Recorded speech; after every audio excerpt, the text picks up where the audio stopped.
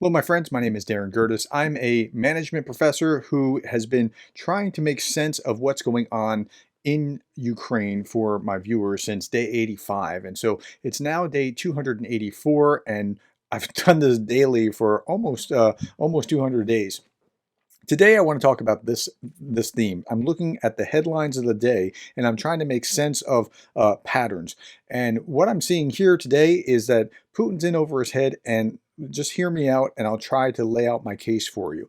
Okay, so the first thing I'm going to do, and this article that I'm going to show you first is actually yesterday's, not today's. And if I don't show you today's article, I usually clarify that. So American and European military officials, this is in the Air Force Times, military officials are taking a harder look at Allied training, prompted by the lessons of Russia's nearly year-long assault on Ukraine. Now, if you keep reading and keep reading and keep reading, we get down to this line. Another lesson learned so far: Western wargaming must include the roles and institutions of civil society. That's proven crucial as Russian airstrikes have targeted Ukraine's civilian infrastructure and interrupted public utilities. So we used to look at like which army can beat which army and how this army is going to take on that one and how their air support is going to help the army and the tanks and all that kind of thing. Now we're actually looking more broadly, and we need to be looking more broadly. What I do in this channel is really try to look more broadly than what's going on the battlefield, and they're starting to do this in military planning now, and that's very good, because there's a hot war, there's a publicity war, or informational war, there's an economic war, there's a political war, and it's all layered. And if you understand that, then things start to change and you start to make more sense of what's going on. Okay, yesterday, or this is today, the Ministry of Defense, the British Ministry of Defense, puts out daily updates. Recent polling suggests that Russian public support for the special military operation is falling significantly. I was starting to say yesterday, Jake Bro talked about this, and he's right, and he did a great job. If you watch Jake Bro, if you're not familiar with him, look him up, Jakebroe, I believe. Look him up, and he did a great job with this. I'm going to talk about this from both the Ministry of Defense and the ISW, talking about the same thing. So the data collected by Russian Federal Protective Services for internal use. So this was not supposed to leak out, but somehow it did. 55% of Russians favor peace talks with Ukraine. Only 25% are claiming support. Now, why is this important? Because Putin, even in an authoritarian regime like he's in, still needs the support of the Russian public if he's going to be able to function. So if the Russian public turns against him, it's going to make his warmongering much more difficult. On a separate October 22nd survey, 57% of respondents reported being in favor of talks. In April, it was around 80% claimed to support the operation. So you're seeing a big change, and that change has happened about the time that they mobilized. So as long as it didn't affect me, fine, go and do whatever you're going to do to Ukraine. But once it started coming home, it changed support in Russia. Same thing here. Independent Russian polling data indicates that Russian civilians still support Russia's military operation in Ukraine, despite growing war weariness over the past 6 months. And they go through this. And this is the Levada Center. If you ever hear about polling from the Levada Center, that's as good as Gallup. So it's really don't worry about it just because it's coming from Russia. It's pretty solid.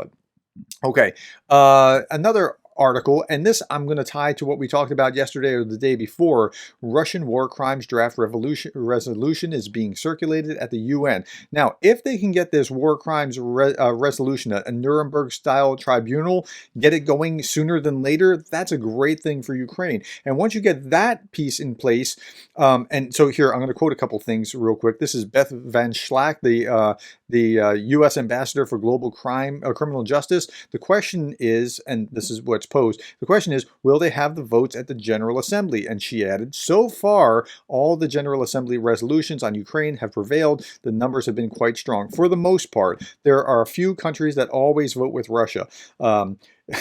Belarus, North Korea, Syria, Iran, and then there's a bunch that just stay on the sideline and try to remain non-aligned or unaligned, like India tries to stay neutral in this. But I think they can get this kind of thing through, And once they do that, then they can go back for reparations. And instead of the U.S. and the West being responsible for some kind of Marshall Plan like thing to put Ukraine back together again, they can then start taxing, say, Russian oil or the assets that they have frozen. And so this is a big thing, and you'll see more of this to come. Okay, I talked about Iran for a moment as one of the countries that backs Russia regularly. So this article was really interesting. Iran is locked into a vicious cycle over protests and arming Russia. So Iran has its own internal problems. So Iran's leadership has locked itself into this vicious cycle that has cut itself off from its own people and the international community. The more Iran represses, the more there will be sanctions. The more there will be sanctions, the more Iran feels isolated. So they turn to Russia.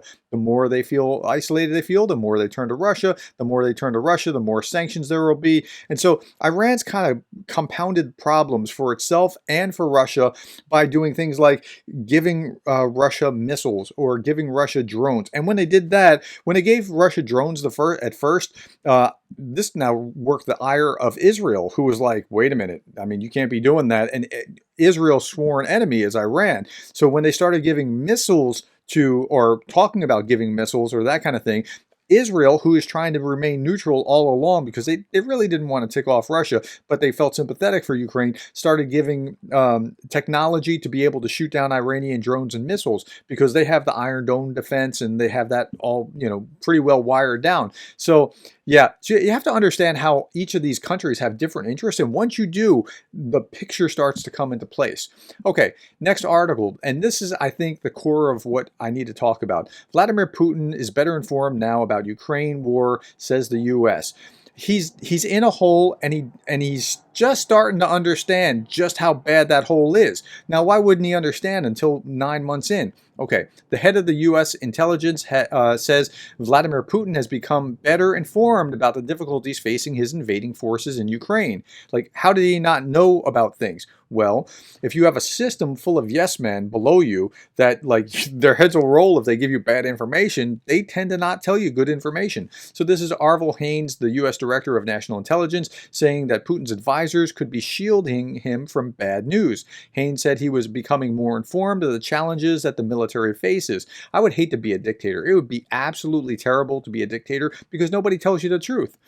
But it's not clear to us that he has a full picture at this stage just yet of how challenged they are. And that's really the problem. See, Putin has been, acting like, yeah, I'm this big bad thing, not realizing that little Ukraine has been pummeling the Russian army and really punishing the army in a way that they never anticipated could have possibly happened. Read the other day that FSB didn't even have a scenario plan for the possibility that they could have lost. So Putin's in a hole, and he's just starting to get it, but he can't really let go, and he's pushed around by the Russian nationalists who are pushing him to do more and more, and so it's a really difficult thing.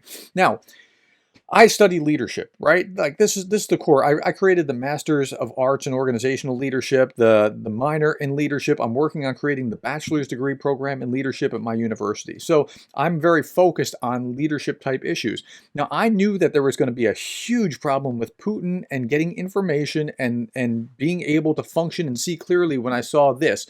Now, this was just before the war. Putin was browbeating some of his advisors at this meeting, and it was this really weird thing. He's sitting at the desk, they're out these far stretched desks, like they're like in his kindergarten class or something, and he's like, no, tell me straight. Is this what you think I should do? Because he's asking each of his it's all dog and pony show, right? Like whenever they do this kind of thing, it's all staged. But he's asking each of his advisors, do you support this action? Do you support this action? Do you support this action? This is right about the time that they invaded, either a day before or after, or something. It was very close to that. And this one, his spy chief, is kind of hedging a little bit. And he's like, no, tell me straight. Just watch this, because this is absolutely fascinating when you think about what has happened in Ukraine.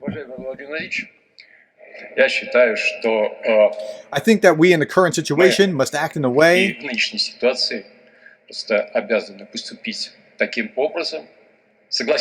I would agree with this proposal that our so-called Western partners can be given a last chance. So that they, to propose to them in the nearest time frame the possibility force Kyiv to make peace and fulfill the Minsk agreements. Otherwise, we must make the decision that is spoken to about today. Now look at Putin's face. Look at his face there. Like, he is not happy that this guy hasn't just said, yes, I agree, this is a great idea. Yes, I agree, this is a great idea. Yes, I watched the whole video when it happened, and I was like, oh man, this is all bad, right? Okay, so just listen to what Putin has to say to him now.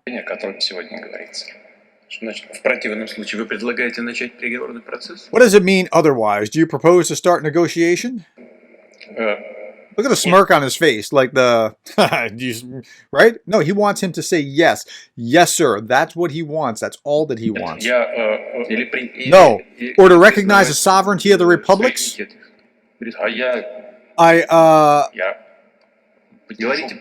Speak straight. Speak straight. That's what Putin's telling him. Like, tell me what you really think. But you know he can't say what he really thinks.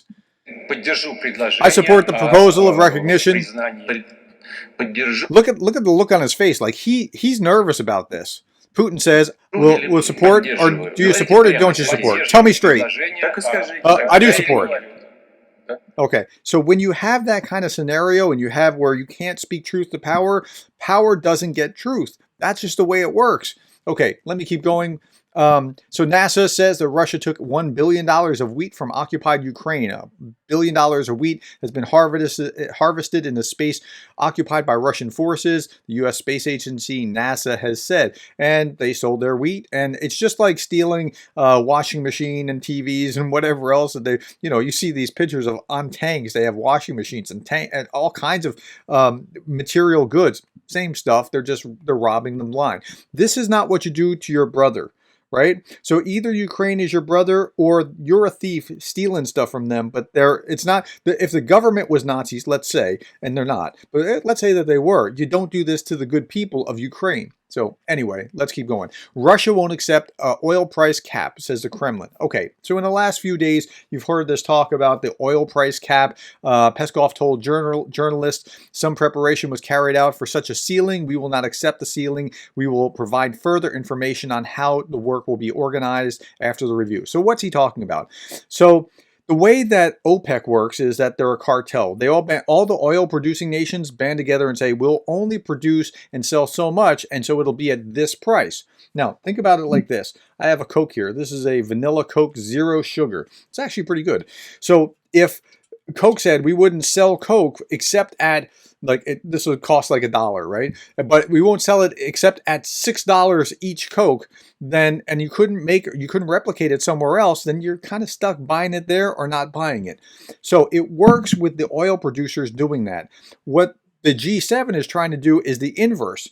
The same Coke, it sells at $1. If I won't buy it, if nobody will buy it for more than 50 cents, guess what? Coke's going to have to reduce their costs in order to sell their Coke, right? So that's what the G7 is trying to do, but there's a problem.